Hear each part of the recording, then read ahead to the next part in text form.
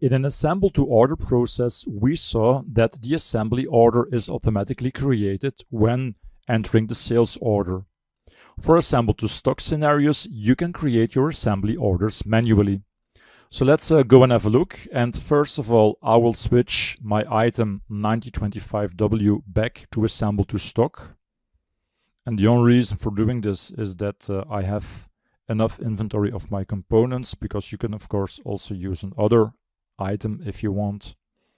But let me use this one.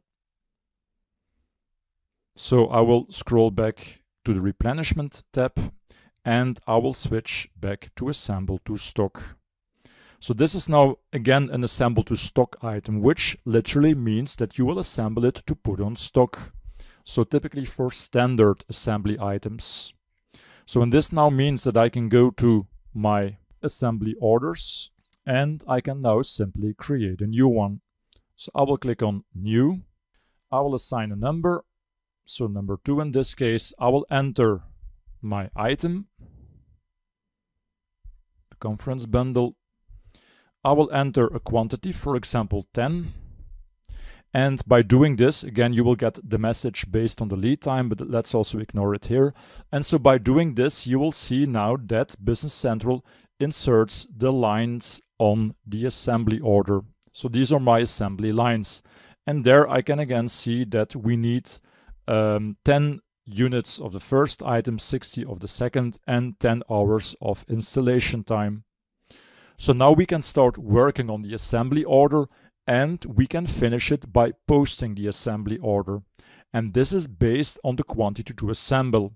And of course, you don't need to post everything at once, because today we were maybe able to assemble 4 units, which we already put on stock.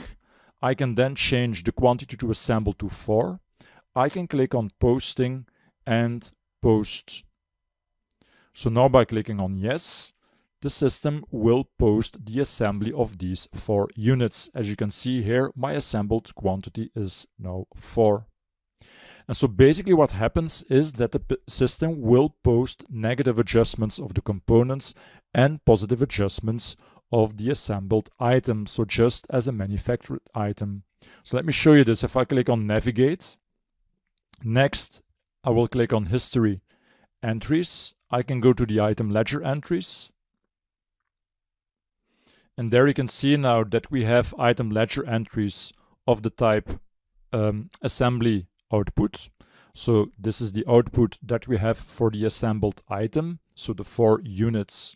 And then assembly consumption, so the consumption of the 24 units of component 1 and 4 units of component 2. So that's the result of posting an assembly order on the inventory level.